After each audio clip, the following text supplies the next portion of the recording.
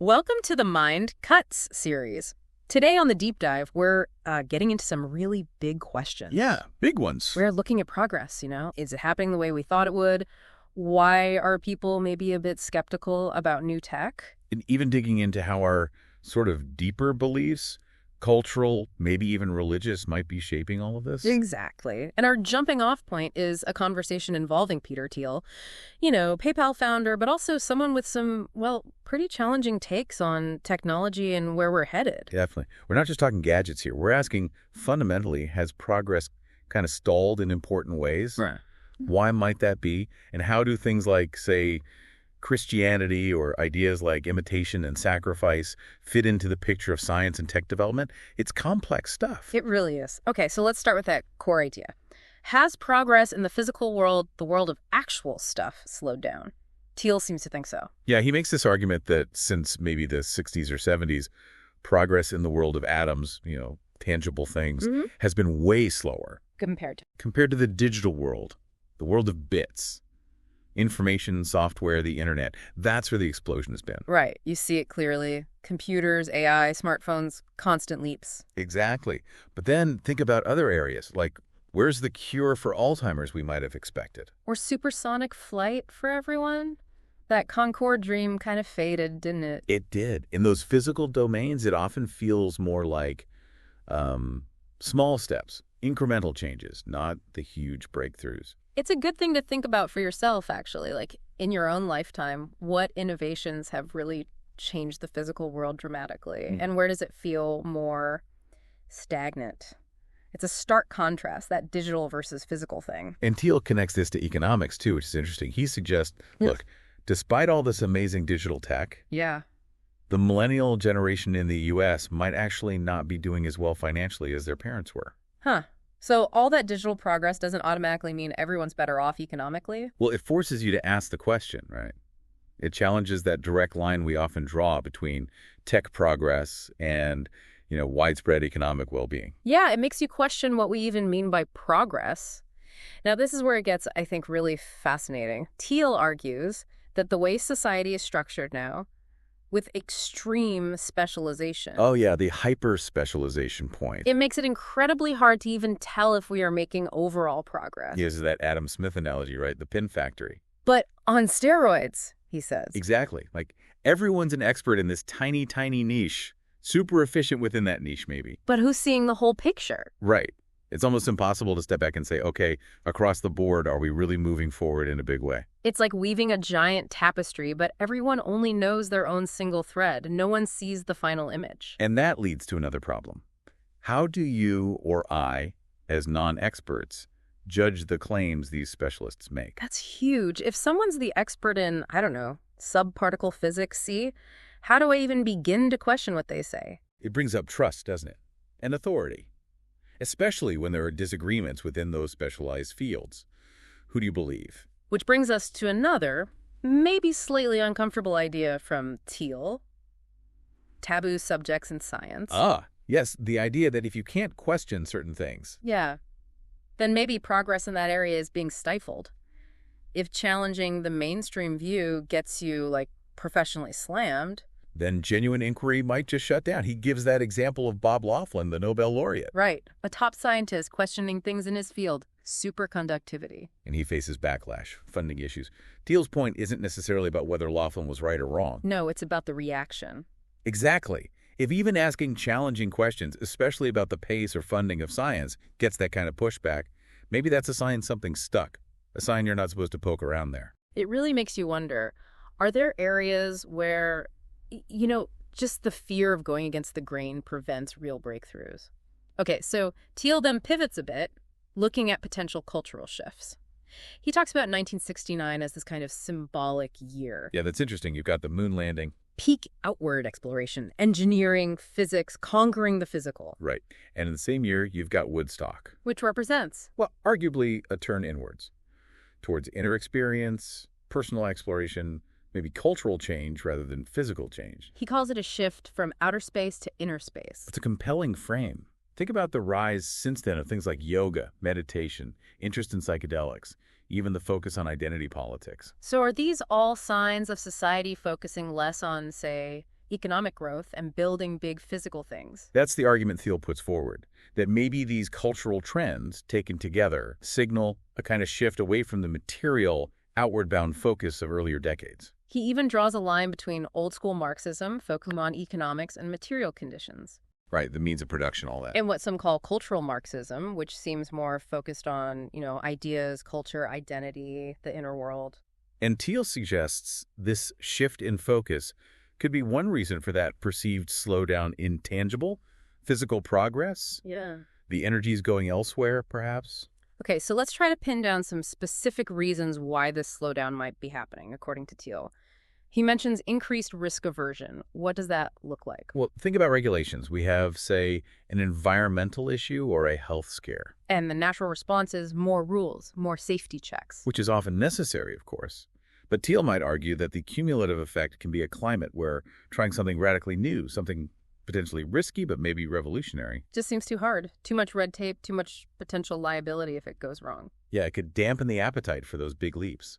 It's that classic tension between safety and rapid innovation. He also brings up this idea of a potential feminization of society. Now, we need to be careful here. It's not about saying one thing is better than another. No, it's more an observation about shifting societal values, perhaps. Right. Could a shift in, say, gender roles or societal priorities influence what kinds of problems we focus on solving? Maybe. But perhaps a greater emphasis on things like care, well-being, sustainability. Over just maximizing output or pursuing potentially disruptive tech without thinking through all the consequences. Again, it's framed as a potential shift in priorities, not a value judgment on those priorities themselves. Okay. And then there's the straightforward point about over-regulation and bureaucracy just gumming up the works. Yeah, that echoes the risk aversion point. Just the sheer complexity, the layers of approval needed for big projects, especially in areas like energy or medicine, could definitely slow things down. And then he raises something really profound, the impact of the apocalyptic side of science, specifically nuclear weapons. Los Alamos. He suggests that maybe the initial really optimistic vision of science, the Baconian idea that it would just lead to endless progress in human betterment. Maybe that died or was fundamentally changed when we created weapons that could destroy everything. The sheer power was terrifying. He implies that realization casts a long shadow over the whole scientific enterprise. So the development of nukes, he suggests, might have made us fundamentally rethink our relationship with technology. Perhaps. By the 1970s, he argues, there was this deep-seated awareness that tech wasn't just beneficial, it could be incredibly dangerous. Leading to a preference for, what? Stability, caution, stasis even. Maybe. A feeling that maybe radical change is too risky now. We've seen what we can unleash. And in that light, the digital world looks safer. Potentially, yeah. You can innovate rapidly in software and information without the immediate risk of, blowing something up or causing a massive physical disaster. That could explain the imbalance, couldn't it? The explosion in bits, the slower pace in atoms, it was the less threatening frontier. It's a plausible factor, definitely. Okay, let's shift again. Thiel connects all this to the relationship between science and religion, which has obviously changed over centuries. He points out, historically, science wasn't always seen as opposed to religion. Right. He notes that a lot of early science happened in monasteries, early universities, places with strong Christian ties. So the implication is? Well, maybe certain aspects of that Christian worldview actually helped science get started, like the idea of a rational, orderly universe created by one God. Meaning the universe was understandable, governed by laws we could discover. Exactly. That belief could have provided the foundational confidence needed to even start looking for those laws. You could almost say early science operated on a kind of faith-based axiom that the cosmos made sense. Which contrasts sharply with that later view, maybe in early modernity, where science was seen as purely materialistic, maybe even anti-religious. Right. Improving the world through reason alone, no God needed. But then Thiel points out this funny thing happening now in late modernity. Well, some atheists, some liberals, are now the ones critical of science and tech. Why? Because of the dangers, the environmental risks, the unforeseen consequences, the very things the earlier optimistic materialists might have downplayed. So it's come full circle in a weird way. It really highlights how the cultural narrative keeps shifting. Thiel notes, centuries ago, Christianity might have been blamed for holding back science. And now? Now, sometimes it's blamed for starting this whole potentially dangerous science project in the first place. The blame shifts, but Christianity often stays in the crosshairs somehow. It's a really striking observation about how these narratives evolve. So, if Christianity did play a role, what was specific about it? Thiel mentions other monotheistic faiths had laws and order. So what was different? Well, one idea is Christian anthropology, the specific way Christianity understands human beings. And related to that, he brings in René Girard's ideas. Girard, right? The scapegoating mechanism? Yeah, exactly. Girard argued, and Thiel seems to draw on this, that Christianity was unique in exposing and ultimately undermining the ancient mechanism of scapegoating, blaming victims for societal problems. How does that relate to science? By revealing sacrifice and blame as often arbitrary, Christianity forced people to look for real, rational, cause-and-effect explanations for things. Misfortunes weren't caused by angry gods or witches. They had natural causes that could be investigated. Precisely, which is the foundation of the scientific method. Yeah. The decline of witchcraft trials could be seen as part of this shift. Girard also talked about Christianity desacralizing the world, right? Removing the spirits and gods from nature. Yeah. In pagan worldviews, nature was full of sacred forces. Christianity arguably cleared that away, seeing the material world as created, but not divine in itself. Which paradoxically might have made it okay to dissect it, study it, experiment on it, objectively. It freed up the material world for scientific inquiry, in a sense. And Girard's core idea, mimesis, imitation, that's crucial too. We don't just copy ideas, we copy desires, what others want. Fundamentally. And that, Girard says, is the root of so much conflict. We start wanting the same things, leading to envy, rivalry, Status competition, keeping up with the Joneses. or worse, actual violence. So for Girard, society needs ways, institutions, religion, culture, to manage and channel this mimetic desire.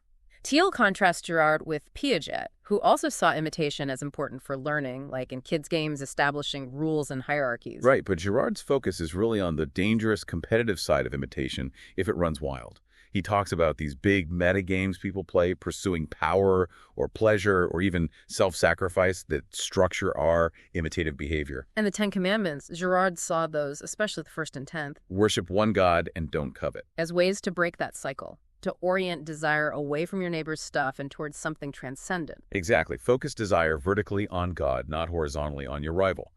Thiel also uses Girard to critique someone like Ayn Rand. With her idea of the totally independent individual, the unmoved mover. Yeah. Girard would say that's just not how humans work. We are deeply social, deeply imitative, we're constantly influenced by others' desires. Okay, that leads us to the last big concept, sacrifice. Thiel seems a bit skeptical about focusing too much on sacrifice. Why? Again, it seems influenced by Girard.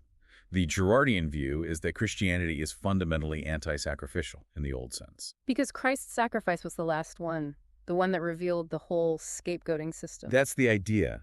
It exposed the violence and injustice often inherent in earlier sacrificial practices. So Old Testament sacrifices get reinterpreted through that lens, more about God's mercy than appeasing anger through ritual killing. And the story of Abraham and Isaac, Thiel has an interesting reading there. Yeah, he kind of flips it. He suggests maybe Isaac's faith, the child's apparent belief that things would work out non-violently, represents a higher faith than Abraham's willingness to actually go through with it. So following Christ, even if it involves hardship, Thiel frames it almost like a rational trade. Kind of, like it's a demanding path, maybe, but you're trading temporary hardship for eternal life or ultimate meaning. So it's not sacrifice in the sense of a pure loss, but more like a wise investment. A reframing of the whole concept. It shifts the focus away from repeated ritual acts towards a fundamental, life-altering commitment. Wow. Okay, so wrapping this up, this deep dive has really connected a lot of dots, hasn't it? Technology, culture, philosophy, religion, all tangled together. It really has. This idea that we might be in an apocalyptic age, meaning aware of the huge destructive potential of our own creations, that feels like a powerful lens to view our current relationship with progress. Yeah, and Girard's ideas about imitation, they offer such a different way to think about why we want what we want and why societies get into conflict. It's not just about resources, it's about desire itself. That mimetic desire is everywhere once you start looking for it. And finally, thinking about sacrifice differently, questioning its centrality, and considering that idea of a childlike faith in a good outcome, That gives you a lot to chew on regarding our deepest motivations. Definitely. So the big questions linger for you, the listener. Does this resonate? Do you feel that slowdown in the physical world? What forces, cultural or otherwise, seem strongest in shaping where we head next? As always, this is just scratching the surface of some really complex thinking. It's the start of the conversation, really. We hope you'll keep mulling over these ideas. Thanks for joining us for the deep dive.